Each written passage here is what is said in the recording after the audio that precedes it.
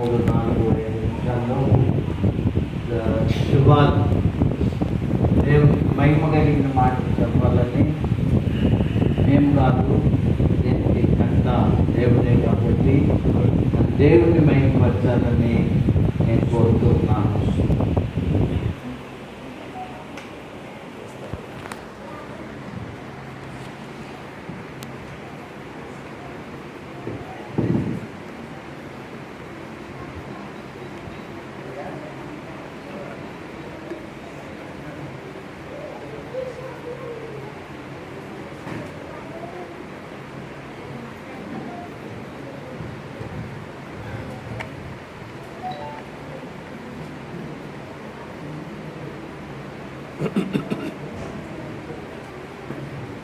Hello praise అందరికీ దేవుని పేరిట వందనాలు తెలియజేస్తున్నాను. సమయం ఇచ్చినటువంటి తండ్రి సమానులు, గొప్ప దైవజనులు అయ్యగారికి అలాగే అమ్మగారికి నా ప్రత్యేకమైనటువంటి వందనాలు తెలియజేస్తున్నాను. ఈరోజు ఎంతో శుభదినమని దైవజనులు ముందుగా చెప్పి మరి సమయాన్ని మాకు ఇచ్చారు. విలువైనటువంటి సమయాన్ని మేము త్వరగానే ముగించి తిరిగి మళ్ళీ అధ్యక్ష వారి సమయాన్ని అప్పగిస్తాం. 3 నిమిషాల్లో 3 ప్రాముఖ్యమైన మాటలు చెప్పాలని నేను ఆశపడుతున్నాను. పరిశుద్ధ గ్రంథమైన బైబిల్లో నుండి ఒక వాక్యాన్ని చదువుకున్నాము. ఆదికాండము 28వ అధ్యాయము 15వ వచనము 16వ వచనం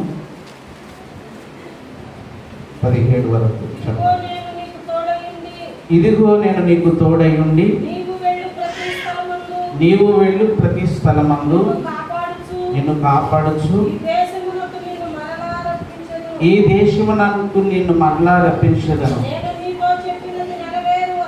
నేను నీతో చెప్పినది నెరవేరు వరకు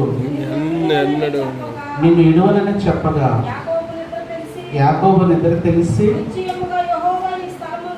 యెహోవా ఈ స్థలమందు ఉన్నాడు, అది నాకు తెలియకపోయినని భయపడి ఈ స్థలము ఎంతో భయంకరము, ఇది దేవుని మందిరమే గాని ఏదొకటి కాదు, పరలోకపు గవిని ఇదే. క్రీస్తునందు ప్రియ దేవుని సంగమా, ప్రియమైన దేవుని పిల్లలారా, చదివినటువంటి ఈ 3 వచనాల్లో 3 ప్రాముఖ్యమైనటువంటి మాటలు మనం గమనించాలి. మొదటిగా సేవకును ఉద్దేశించి,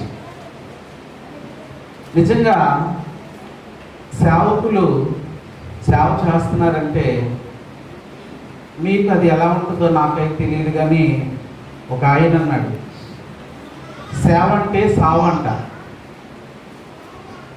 తెలుసుకోవాలి మీరందరూ. సేవ అంటే ఆషామాష కాదు, అది సావుతో కూడింది. సేవ అంటే ఎవరైనా ఇష్టపడతారండి? అందరూ 100 ఏళ్ళు బ్రతకాలనే కోరుకుంటారు. కానీ సావును కూడా ఇష్టపడి దానికి తెగించి దేవుని యొక్క సేవకు వచ్చినటువంటి మరి దయాశలయ్య గారు, రూపమణమ్మ గారు, నిజంగా వారి జీవితాలను పణంగా పెట్టి ఈ కృపా మినిస్ట్రీని స్థాపించారంటే అనేక ఆత్మలను ప్రభు కొరకై మరటువంటి సమర్పణ కలిగిన సేవకులను మనం సన్మానించాలి. వారు చేయించినటువంటి సేవా పరిచర్యలో ప్రోత్సాహకరంగా ఉండాలి. ఒక విషయం అయిపోయింది. ఇక రెండో విషయము, మందిరానికి వస్తున్నటువంటి ప్రజలు దేవుడంటే భయం కలిగి ఉండాలి. అయ్యగారు నాకంటే ముందుగా చెప్పిన వాక్యంలో భయపడుట అనే మాట వచ్చింది. ఇప్పుడు నా వాక్యంలో కూడా భయపడి అనే మాటను చూస్తున్నాం. క్రైస్తవులకు దేవుని అందులో భయం లేకపోతే వాళ్ళకు ఒక గురి ఉండదు, వాళ్ళు గమ్యం సాగలేదు. కనుక మనం ఆరాధించేటువంటి దేవుడు ఎవరో తెలుసుకుని ఆయన ఆరాధించడానికి వచ్చిన స్థలమందు కూడా ఆయన యందు భయభక్తులు కలిగి ఉంటేనే మనం చేసేటువంటి భక్తి విషయంలో దేవుడు ఎనలేని దీవెనలు సిద్ధపరుస్తాడు. ఇక మూడో విషయం ఏంటంటే మందిరాన్ని గురించి. అమ్మగారు చదివారు చక్కగా మందిరము గురించి. దేవుడు ఎలా చెప్తున్నాడంటే ఇది పరలోకపు గవిని. అందరూ చప్పట్లు కొట్టి దేవునికి స్తోత్రం.